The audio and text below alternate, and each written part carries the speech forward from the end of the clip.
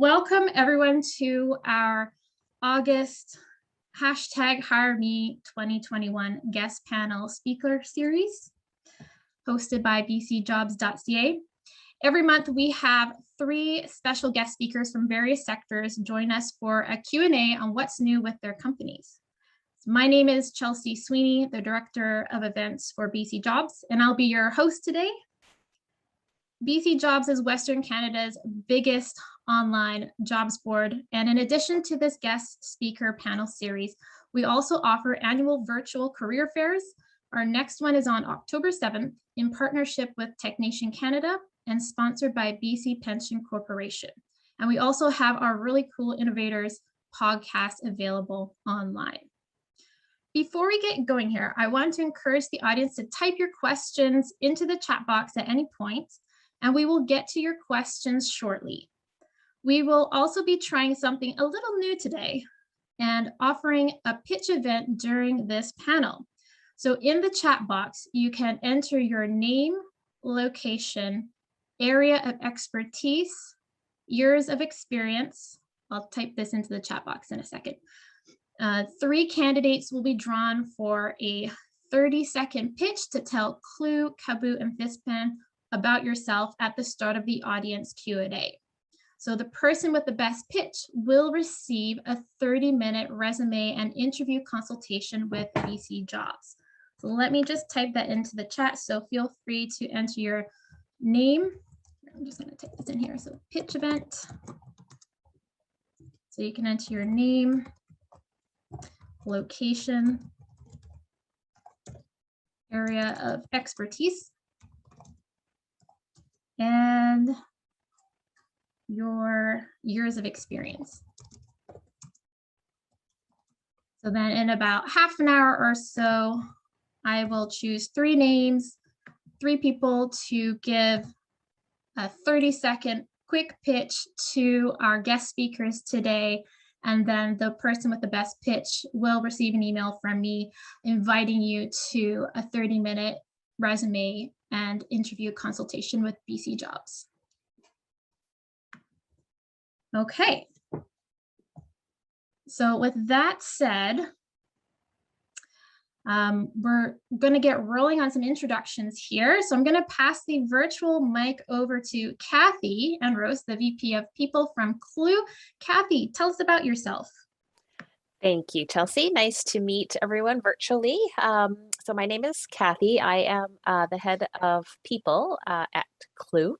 Clue is a software as a service company based here in Vancouver. Then we focus on competitive intelligence. For those of you that know sales, you may have used battle cards. Basically, we automate battle cards so that salespeople understand so they have as much information as possible about their competitors so that when they're pitching, they can deposition and hopefully win more deals. We are about 105 people strong now, most of which are here in Vancouver, but we do have folks in Toronto, Amsterdam, and of course with COVID, we've hired a lot of folks that are just kind of working from anywhere these days. So yeah, and I myself have been in the tech industry, gosh, for about 15 years now. I've been with 2 other super hyper fast growing companies, Vision Critical, which is now called Alida. I started at that company in the early stages and left when it was about 800. And then I moved over to ACL, which then rebranded as Galvanize, which was then just acquired as one of the local tech unicorns. Happy and proud to be a part of that. And now here to hopefully have Clue be the next tech unicorn in Vancouver. Thanks for sharing, Kathy. That's very exciting. We'll move over to Martin van den Hemel, Director of Communications from Kaboo. Martin, tell us a bit about your background.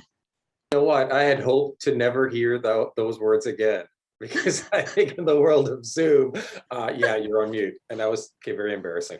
Anyway, so yeah, I'm with Kaboo. Kaboo is a made in Canada ride hailing company. It's a tech startup.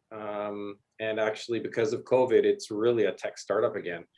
We initially started up in 2016, serving primarily the Chinese community. did 1.5 million trips for over 100,000 customers, and applied to have a legal ride-hailing license in the province of BC. And at that point, we had 60 full-time staff, 20 part-time staff. Things were going really well here at our headquarters in Richmond. Then we unplugged our app for legal reasons, because we wanted to go the legal route, because legislation was there. And then we got our license, big party in February of 2020. And then, of course, we all know what happened in March of 2020. So we're no longer 60 full-time and 20 part-time. We're probably closer to 15% of that today. And what that does is it presents an amazing opportunity to a lot of talented people here in the Lower Mainland. So as we're recovering, learning to live with COVID, we're seeing business grow, and we now need to fill positions that we've had to eliminate basically in order to survive. So we're truly, truly a tech startup. I'm the elder statesman. Don't think that everybody on our team is as old as me. Everybody's in their mid-20s, and it's a really cool environment here. Fantastic opportunity at Kabu. Thanks for sharing, Martin. Let's move down to Claudia Ivanova, the head of human resources from, it's FISPAN? FISPAN. Okay, Claudia, tell us a bit about yourself and your story. Awesome. Hi, everyone. So like Chelsea said, my name is Claudia Ivanova. I'm the head of human resources at FISPAN. Just briefly, FISPAN is a API management platform for banks. So we integrate ERP systems and accounting platforms to banks to make business banking better for the bank's clients. We're also based in Vancouver. We actually just celebrated our 5th year anniversary last week. And I've been at FISPAN for just over 4 years now. We've seen a lot of growth. We're currently at about 120 people. That's included full-time, part-time, contractors. So we're really expanding, and we have a lot of people in Vancouver in our headquarters, but also across Canada, in the UK, in the Ukraine, and Ireland as well. So and I'll be good. But that's about me, and super happy to be here today. Perfect. Thanks so much for sharing, Claudia. And thank you all for sharing your stories with us and for joining us today. Now, I've got a few of my own questions that I'm going to start us off with before we move over to the audience pitches and the questions from the audience. So I'll start off with you, Claudia. As a contextual business banking platform, which just greatly increased your staff this year, how would you describe FISPAN's company culture? What's your ideal company culture that you strive for as the startup rapidly expands? Great question. And I had a little bit of time to think about that, but I'd say FISPAN's culture really stems from our management team. FISPAN was founded by our CEO, Lisa Shields. She was listening to pain points that businesses experienced using those commercial banking services at her previous company. And then she joined the 3 other co-founders to create FISPAN. And our management team really leads to transform, not to dictate. So they're really clear about the company's vision, to be recognized as the global leader in embedded and contextual banking, and they really value transparency. So both from top down and bottom up as the crux to really sustaining that strong culture. So from the very beginning, our culture and our leaders, they set the tone for that strong and open communication. We really just enable company-wide discussions on OKRs. We really want to keep our employees informed on anything and everything. So we actually have a weekly all hands on deck team meeting where all the employees gather around. Now it's virtually, but they gather around and we get to share our departmental updates and encouraging questions and making suggestions and really providing that constructive feedback. So the biggest thing is really communication for us and transparency, making sure you know what's going on, whether you're a co-op student here with us for 4 months or you're part of the executive and management team. So that's really something that we strive to have. And I think it makes our culture, I'm biased, but one of the better ones out there because of that openness and transparency. Great answers.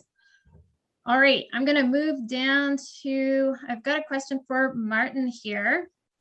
So Martin, Kaboo is a Canadian ride-hailing app in cities around the Lower Mainland, Whistler, Abbotsford, Kamloops, as well as Victoria and Kelowna. What makes your company culture stand out? What do your employees love about working for Kaboo? Actually, and I think that's a fantastic culture to have, is one of openness and you know, the titles that people have in our office here at Kaboo are only titles, really. The doors are always open to communication, ideas, sharing ideas, suggestions on what to do to improve the organization. They're always welcome. So you've got the president and the CEO are just down the hall, and you know, just knock on the door if you need to chat with them. Their doors are open. They're going to be, you know, I remember the very first day I worked here, a couple of guys were bouncing tennis balls off the floor. And I thought to myself, this was in a movie somewhere of a tech startup, I swear. And it's that kind of relaxed environment. It makes it an enjoyable job. People have the opportunity to put their nose into their work and really hit it if they need to without any people bugging them. But at the same time, there's also, okay, you know what, I need a break. I need 5 minutes. Let's just chat. How was your weekend? And having that kind of culture in the office is fantastic. So you want to get your job done. You want to be accountable for the work that you do. You want to do it to the best of your ability. But you realize, and the office realizes, that you have to have a work-life balance. And that's what's made working at Kaboo so amazing. That's really great to know about Kaboo. Okay, Kathy, I've got a question for you here. Okay. Clue is an AI-powered competitive enablement platform. Tell me, how do you continuously develop your company culture? Yeah, that's a good question, because as companies grow, I'm sure Martin and Claudia can understand, like the culture has to sort of grow with it, and it might change a little bit, but as I like to say, it's like a quilt. There's these common threads that are always going to be there, but the quilt just gets larger and more beautiful as we grow. But we, you know, same as what Claudia mentioned, that it starts with our leadership team. You know, we make sure that our leadership walk and talk our culture, and everything they do and all of their actions, they show up the way we expect and want around our culture. But we also are really big on having our employees lead the culture. And so it's very much the entire group of Clue Crew, as we call it.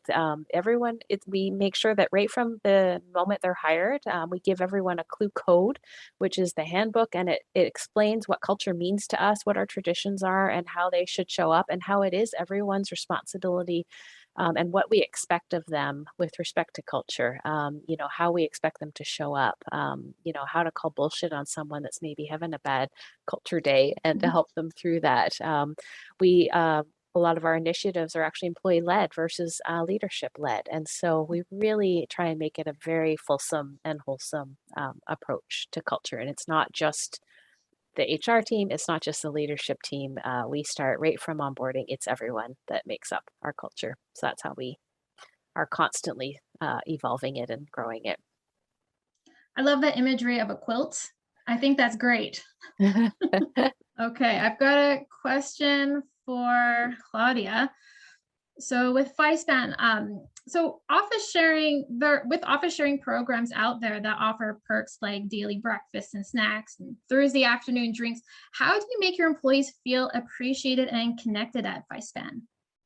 That's a great question. And I think it's no doubt been a challenge for a lot of different companies, especially during COVID. But what FiSpan was able to do is we put a lot of kind of small and different initiatives in place. Right when COVID started, we did these weekly COVID challenges where 1 week was to post a baby picture of everyone. And so everyone got to see that, just to kind of get that culture going. We've done bi-weekly virtual games together, company-wide events too. We did a murder mystery one over Zoom. So just small activities like that. But just on top of those activities, something that we really wanted to implement was around mental health. We noticed that it was something that was very big at FiSpan, and especially with COVID and working remotely, not being able to see your team that much. So that was a big focus for us. And so we actually implemented a mental health initiative that just started as a 30-day challenge, where people focus on self-awareness, daily mindfulness, and kind of having deeper connections. And it really resonated for the team. And so we decided to bring it on a full-time basis for everyone. So that was kind of something that we put in place, that we found people having more connections with each other. But we also did something that was a little bit more rare on the COVID side, is we actually opened a second office space. I don't think many people did that. There was a lot of shrinkage of square footage, but we added another office, and we really wanted to make sure people had a safe environment to come in if they wanted to have that bonding and connection with other people. So on top of the second space, we implemented a rapid screening test and contact tracing, just so people felt comfortable coming into the office, feeling connected and appreciated, and having that those relationships still.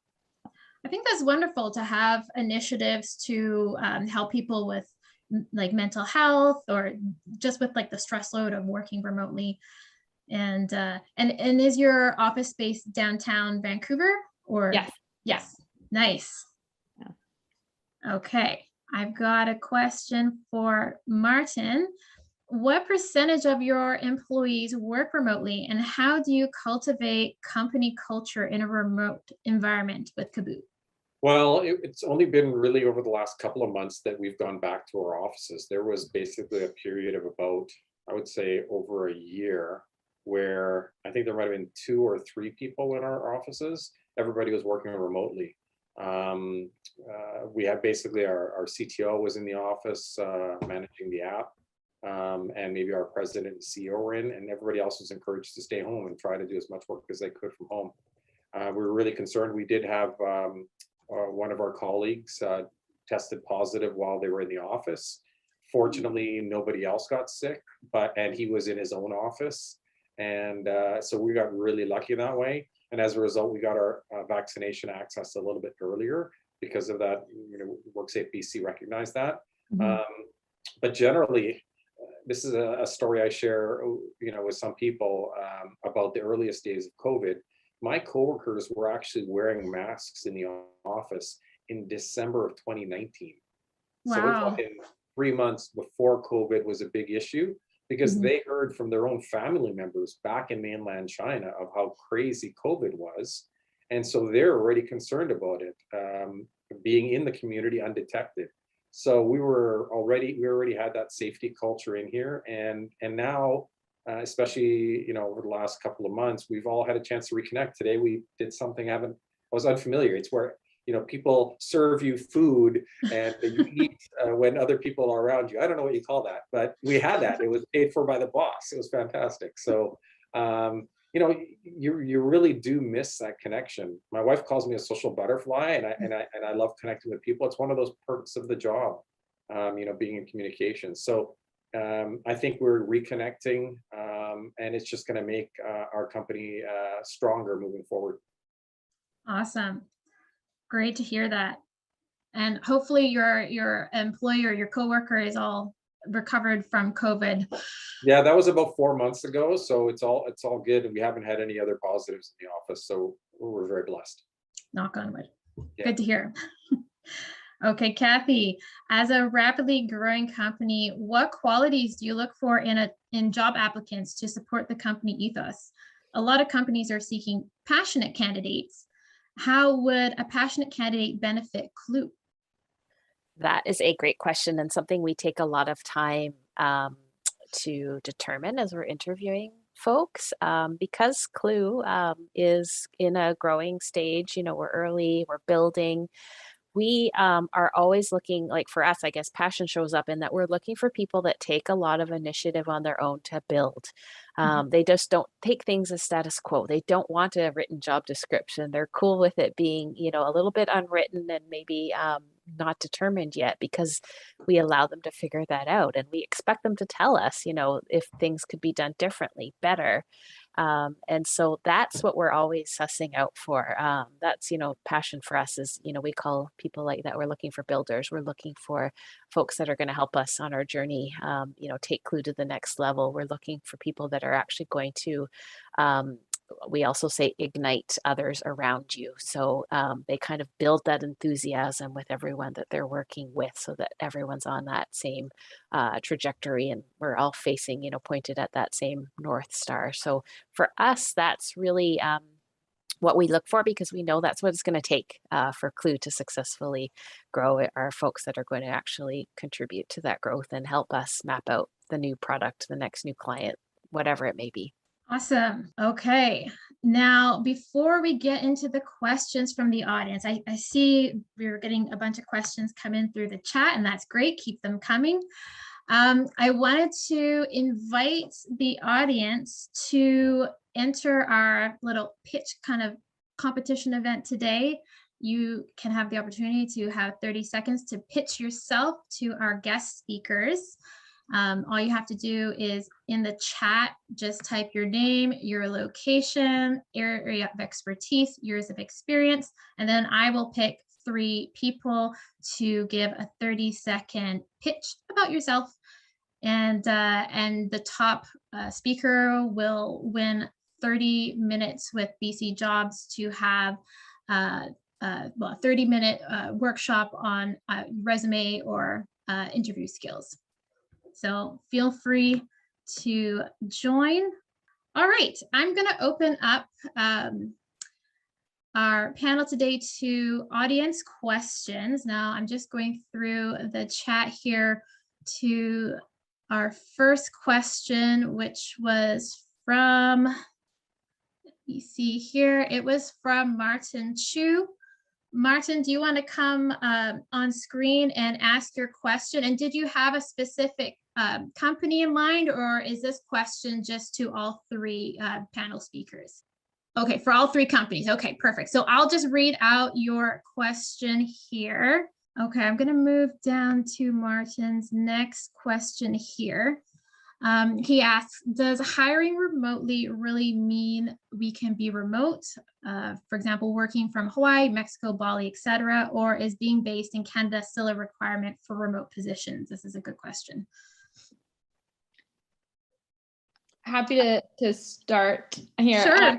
It's a very, very, very good question. For us, it really depends on the position and the team that person would be working with.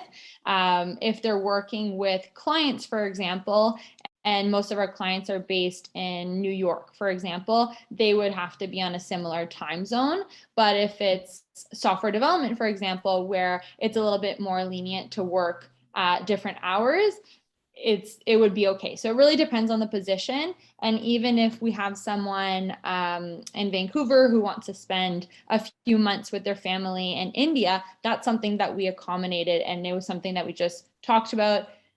Like I mentioned before, openness, communication, transparency, all of that, it all comes back to it. So just making sure you know what you're getting into and the expectations are clear, then it usually works out. Awesome. Good to hear. And does Martin or Kathy have anything to add on to that?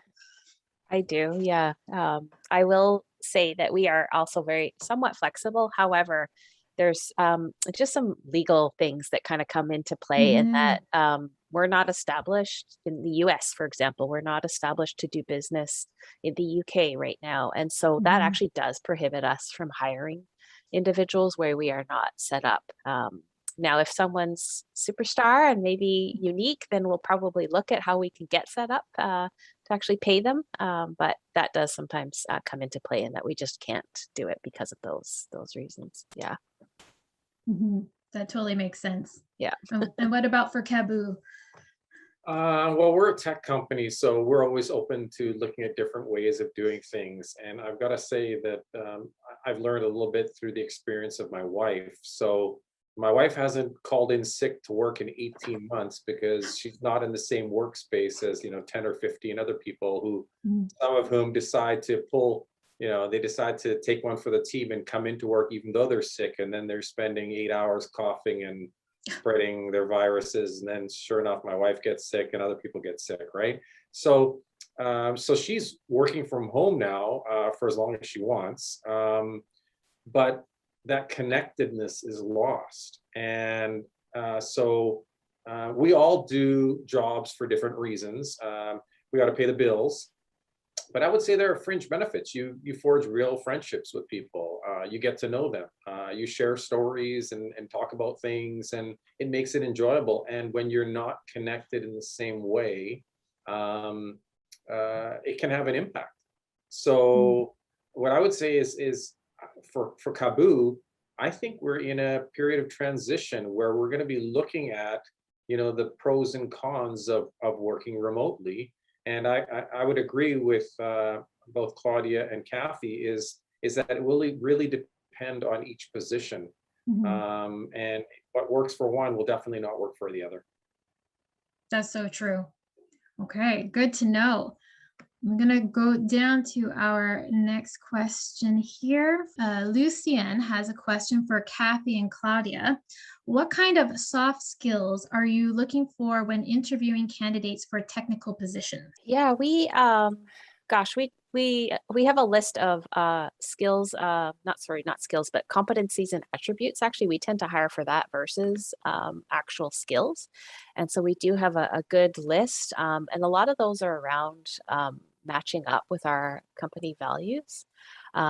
So one of our values is radical transparency. So very similar to Claudia and FiSpan, and so we're kind of sussing out, what communication skills are like. And when, let's say, you're given feedback that's maybe difficult to hear, how do you handle that? How have you given difficult feedback that is actually delivered in a way to build someone up and not take them down? And so we tend to do questions around those soft skills that match up with our values, and those are just a couple of examples. Anyways, I could go on and on about it, but it's big for us. Soft skills are really actually quite critical for us. Yeah. Yeah. And just to add on to what Kathy said, I sound like a broken record here, but it all goes back to communication for us at FiSpan as well. We are a smallish team, but you're going to be talking to so many different stakeholders at the company. So being able to communicate effectively to different types of people. So even if you're on the technical team,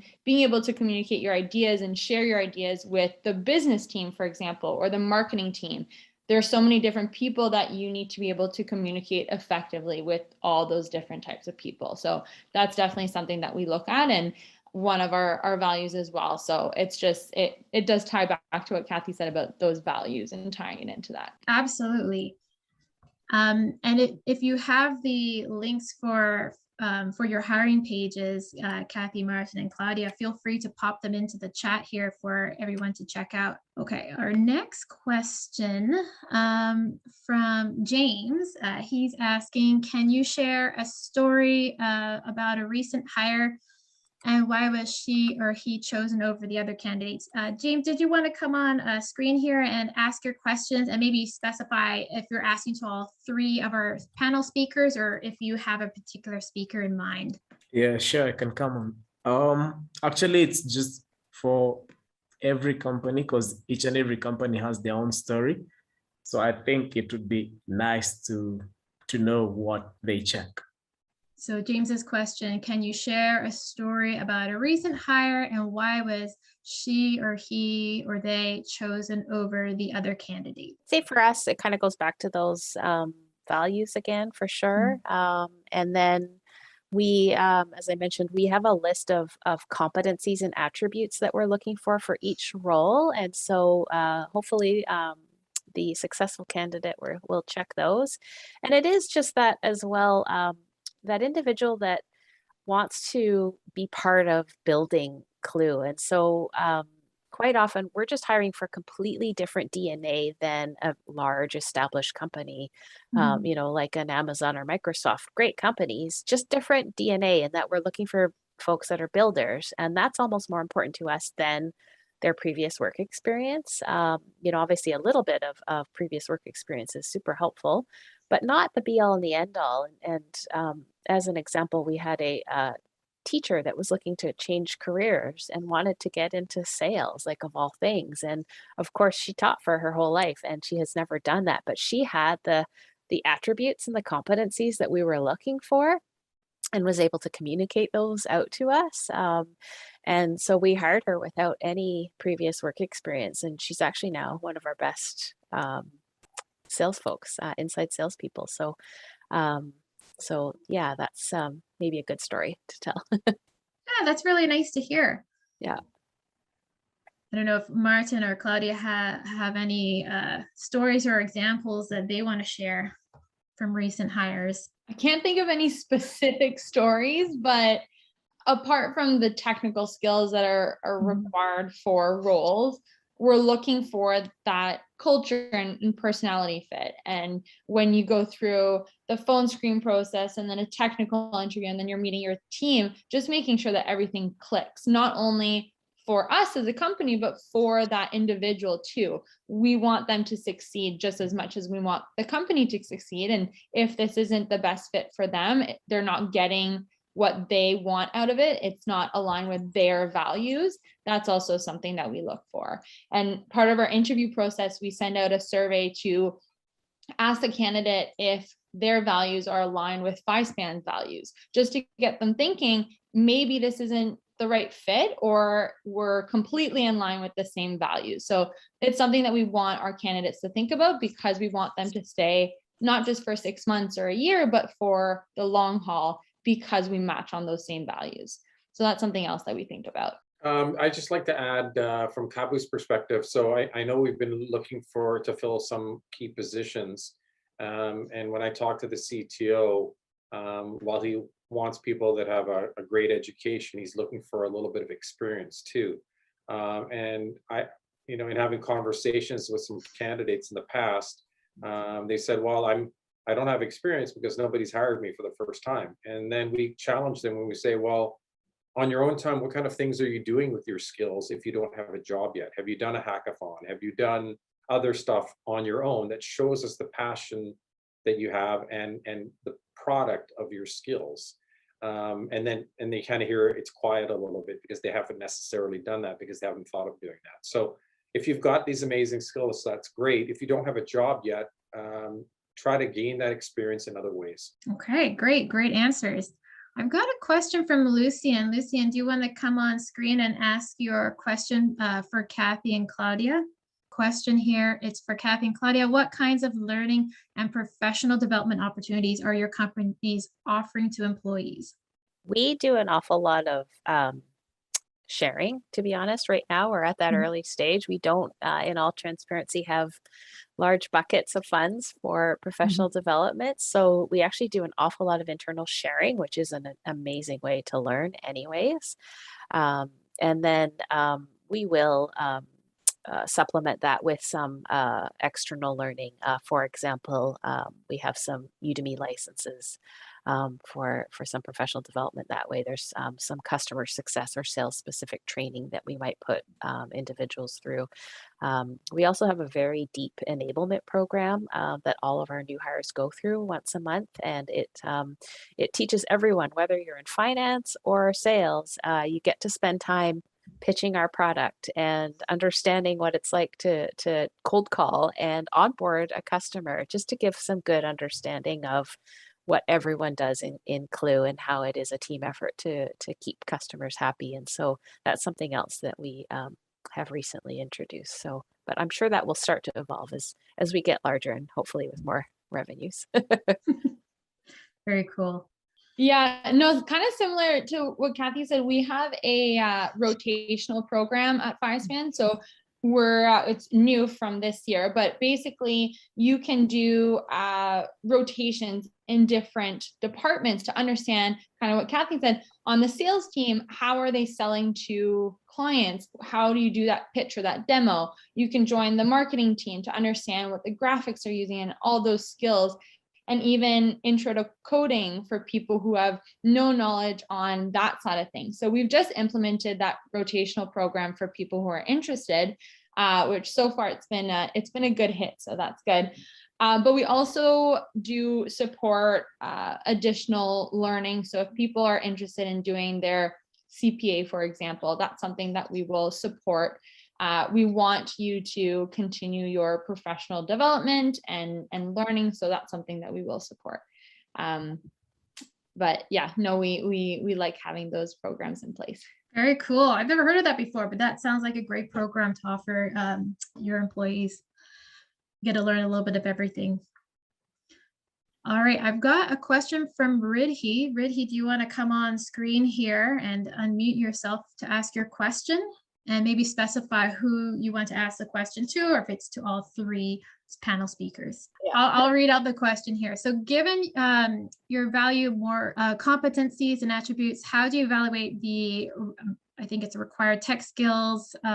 Say a candidate has 1 to 2 less skills from like the job pool, but have a couple from somewhere else. So I guess having a kind of a mixture of different skills and talents. So how do you evaluate that when choosing the right candidate? For every role, we do have sort of like a baseline of what are the minimum skills that you need to have just to be successful in the role, because we don't want to make anyone unsuccessful as well, right? Mm-hmm. So we do look for that, and we'll assess for those sort of minimum skills, and then layer on the competencies and attributes, and sort of values that make it, I guess, a fulsome checklist. We have a very detailed scorecard that we run through every candidate, and so it's not quite as binary as a yes no, but it allows us to really evaluate each candidate on the same basis, but then looking at all different areas as well. But there is definitely sort of the minimum skill level that we'll look for.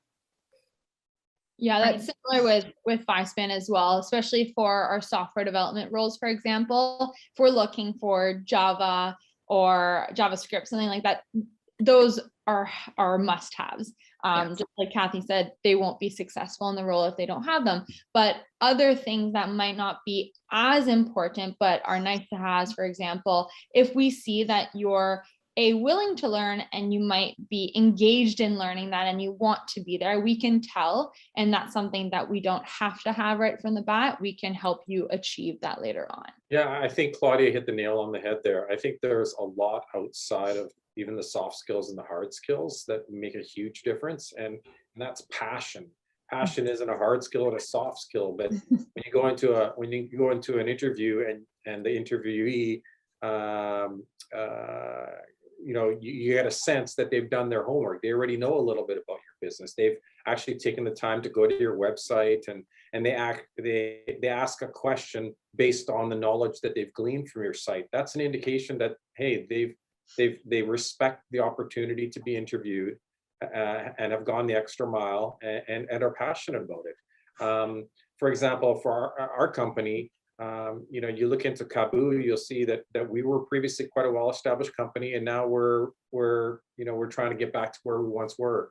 And so there are going to be positions available, but the remuneration isn't necessarily going to be what it was when we had 60 full-time and 20 part-time staff and we're generating all these revenues. And so you might have fantastic skill set, but if you're not willing to maybe give a hometown discount, or understand that you might not get paid the greatest salary for the first year, but as our business grows, you're going to be on the ground floor and you'll grow with us. Recognizing that opportunity, I think, is important. Great to hear that. I've got another question from Lucien for all three amazing speakers. How the candidates pipeline is looking at the moment. I am asking this question in connection with the fact that the Canadian borders are almost closed from March 2020, and many university courses, exams, and graduation ceremony were held online. Are any of these events affecting the pipeline of candidates for hiring? Happy to jump in here first. What we've noticed with COVID is that we are competing a lot with the bigger companies, so Amazon and Microsoft, especially because everyone is remote. And so Amazon, maybe in Seattle, is saying, well, we can just hire Canadian employees and they can work in Canada, stay where they are, they don't have to move, but we might pay them the American salary, for example. So that's kind of the shift that we're seeing. And hopefully it changes soon, but that was something that we saw right off the bat. Yeah, we're seeing the exact same. It's maybe not a shortage of candidates, just a much more competitive landscape right now, because of, I think the remote situation. So yeah, but other than that, it's not that much different than before. Is Caboose seeing the same thing as well? You know what, I haven't really talked to the team recently specifically about that, but we're still, we're much smaller. The number of positions we have available, the number of people that we have brought in, I think it would be hard for us to know for sure. Right. Yeah, I imagine a lot of work's being outsourced these days. As you said, Seattle to Vancouver, it's cheaper to hire Canadians than to hire Americans with our exchange rate. Okay, and Martin's got a question here. What are the keys to building a good remote working culture? And I don't think this is intended for anyone specific.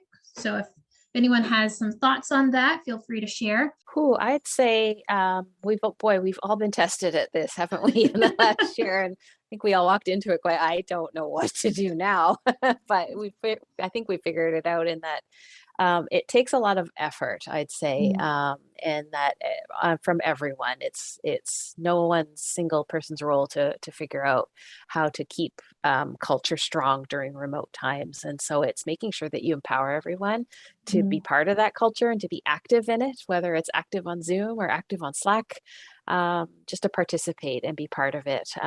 And then as well, lots and lots of check-ins. I know our leaders do lots of check-ins, and it isn't just, how is work going and do you have any, hurdles? It's, you know what, Claudia, how are you doing? Like, tell me, are you feeling okay? Are you surviving? And so it's getting a little bit more personal, which is okay, because it hasn't been easy for everyone. And so I think that culture of caring will make sure that you have those connections. It's the connections that we've been really focusing on and making sure everyone feels connected. However, and we've been using technology, we've been using Zoom, we've been doing whatever we can just to keep that connection strong. And I think that's so important to feel that your employers or your team cares about you and is checking in on you. So that's really nice to hear that Clue's doing that. Yeah, we noticed that as well, especially kind of right before we did the mental health initiative. We were wondering, how are people feeling, and just asking those simple questions, but especially with the people who were alone during COVID, who didn't have roommates or family members that they were staying with, they were just themselves, and that was it. So just checking in, exactly what Kathy said, being able to just talk about it. How is your dog doing, or anything happening at home? Just those small questions, they go a long way. And then just to add on to what Kathy said as well, at the beginning, we really emphasize just overly communicate everything, just whether it's Slack or Zoom, anything like that, just overly communicate with your team. And then I think it's an ongoing challenge, because then we came up with Zoom fatigue and how much was over communication. So I think it's going to be a process for a very long time. I think it's just continuously finding out what is working, and maybe something that's working now might not work in 2 months or 3 months. So just keeping an eye on that as things change. Being willing to pivot, I think, is exactly it. I always say, look, we're building this plane as we're flying it, so please be patient. Yeah. And I think you mentioned earlier, Claudia, that you had like game nights and virtual events to keep your team connected. I'm just wondering if Kathy or Martin has anything to share about events that they've been doing within their companies. Well, I wanted to mention a couple things. One is, although we're kind of paid to have all of the answers, we don't have all of the answers. Yep. And we're all learning. It's an experience. It's a worldwide thing, and we're all striving to get better at what we do and address all the concerns. But it is a learning experience. I also wanted to mention that I think the key is that we need to kind of empathize with one another, what's happening, and realize that I think things are going to get better down the road, and how do we all get there together while maintaining our sanity. Yeah, and also kind of just off of that, also everyone is experiencing COVID very differently. And so having Yes. empathy to understand that my COVID is maybe very, very different than yours, Martin, for example. So being able to understand that and help everyone differently to as much as we can is good as well. Yes, absolutely. Actually, sorry, there was one other thing I wanted to mention too. Sure. And I think this has kind of been lost, is it's COVID related Zoom fatigue. So what I didn't realize is I thought, well, you know what, whether you have a Zoom meeting or an in-person meeting, it's the same thing. Well, it's not. You have to pay attention in a Zoom meeting way more than you would if you're in the same room. You can tell if you're in the same room with somebody, you can tell if the question is directed specifically at you. Versus if you're on a Zoom meeting, you're not so sure. And as a result, the energy that it takes to participate in a Zoom meeting is off the charts compared to if you're in the same room with somebody. And as a result, how many hours of these Zoom meetings are we expected to be able to endure? And how is that fatigue bleeding into our non-work hours? So that's, again, part of that whole learning process. And I guess there's no easy answer to that. It's something that we're, across industries, we're all figuring that one out. Yep, 100%. Yeah.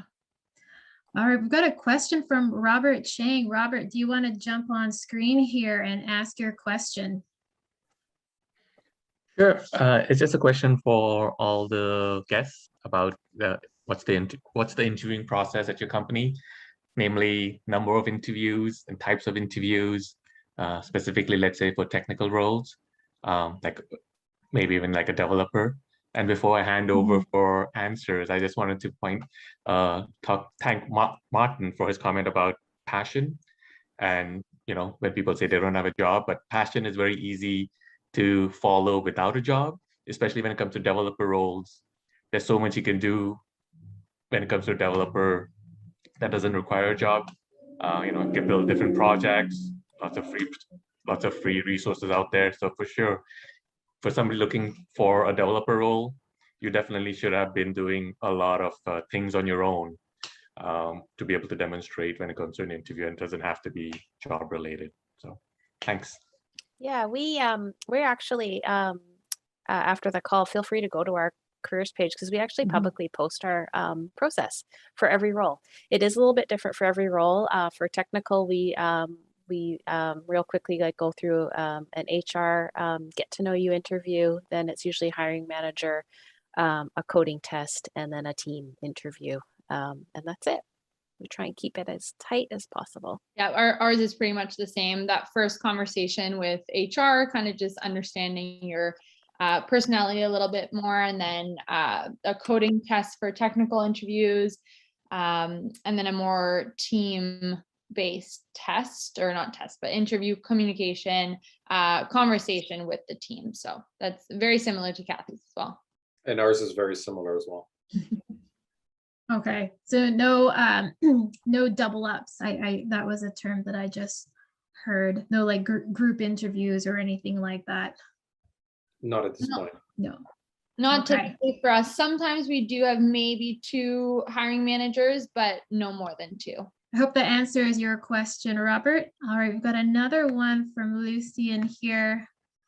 For Martin, Claudia, and Kathy, how do you see the IT market from the hiring point of view at the moment and in the next few years to come? So our team, we used to have a dozen UI UX people in our company, and right now we have 3. aside from the CTO. So are there opportunities from the coding side of things? Absolutely.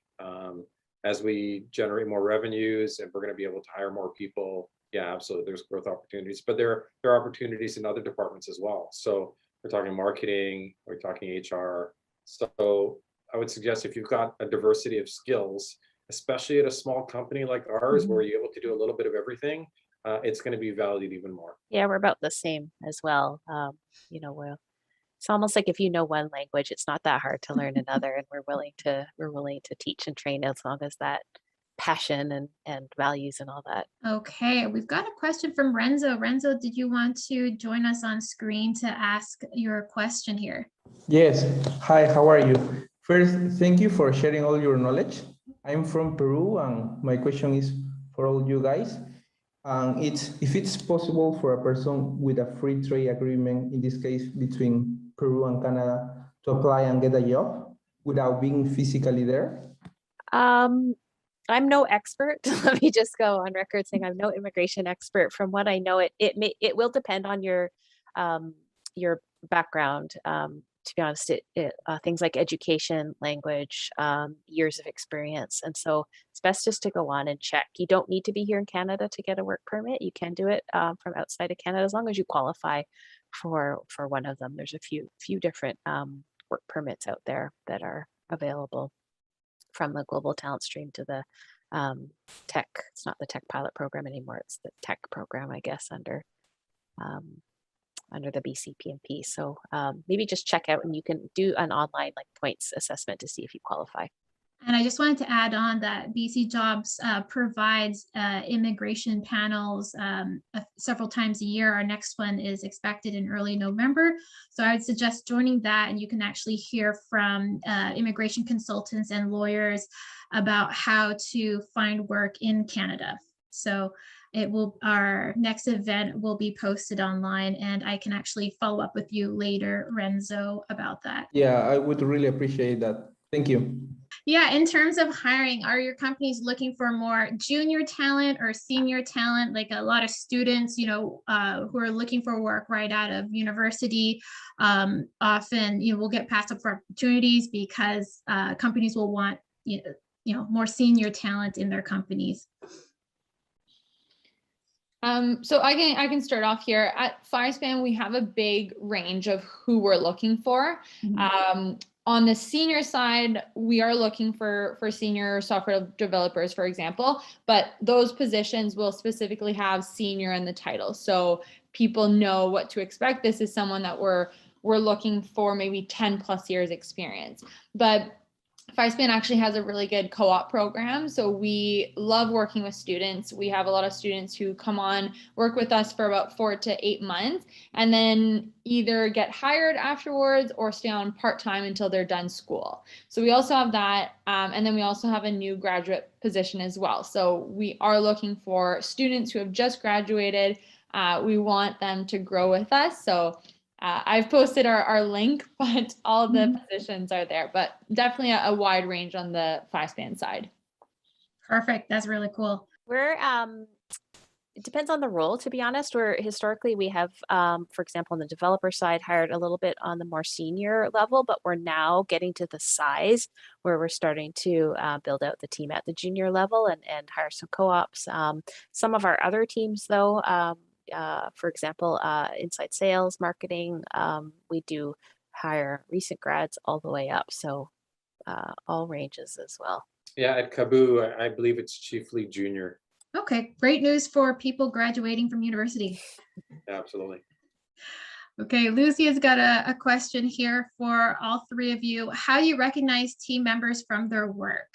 That's a great question. We actually just implemented kind of an employee recognition program because, especially with being remote, it's a lot harder to kind of see what your other employees or coworkers are doing. So we just implemented that, and we have a weekly deck that gets sent out every Friday. And so we have a slide for the employee recognition. And then we actually send out a handwritten note to those people in the mail. So they might think that, oh, 1 week my name is there and kind of forget about it, but then they get a nice message in the mail that has been very well received so far. So that's kind of what FiSpan does. We do. We're very sort of unofficial in it, and we get a lot of. It's all that sort of inspiring each other and igniting each other. The amount of call outs that we all do for each other on Slack is how we're doing it. So no good deed goes unnoticed, and everyone just feels so good about, you know, posting a note about on Slack about what this amazing thing someone did, and usually the entire company piles on with comments and emojis, and especially now virtually, everyone can really feel the love, and that's just what's worked well for us at Clue. That's a real, a great morale booster. Okay, I've got another question for all three of you. Are there any like projects or initiatives that are coming up this year that you're really excited about for your company? Oh, we're growing, we're hiring. That's all I can think about is hiring right now, to be honest. What are we going to do to hire more I mean, folks? growing is exciting. Yeah. And that's a big project. We're about to move into a new office because we have grown so much, and we are actually coming back to an office. So we're excited about that. That was supposed to happen next month. We'll see with Dr. Bonnie's new restrictions. So something will happen anyways, in that we will be working on a new office. And I take the office, it's a big culture thing as well, the office and the design and the flow and everything. So that one means a lot to me. Perfect. Great answers. All right. Do we have any more questions from the audience here? If we don't have any more questions, then I will just start to wrap this panel up a little bit earlier. Unless Claudia, Martin, or Kathy have anything that they want to add on here before we wrap up for today. Been a great conversation, but I'm good. Yeah, thank you so much for having me. It was very, very fun. And if anyone has any questions or anything at all, please feel free to reach out to me on LinkedIn. Happy to have a conversation with anyone. All right, so I'm going to wrap up this panel for today. Claudia, Martin, and Kathy, it's been an absolute pleasure to have you on our panel. Thank you so much for joining us. If anyone is looking for work, check out FiSpan, Kabbu, and Clue's hiring pages. The links are in the chat. And don't forget to join us next month on September 20th for our next guest panel speaker series, and mark your calendars to come join us on October 7th at our virtual career fair. Details will be online soon for registrations. All right, so thank you so much, everyone, and hope you have a wonderful week. And hope to chat with all of you again sometime. Chelsea, you did a fantabulous job. Thank you very much. Thank you, everyone. All right, everyone. Take care. Stay safe. Take care.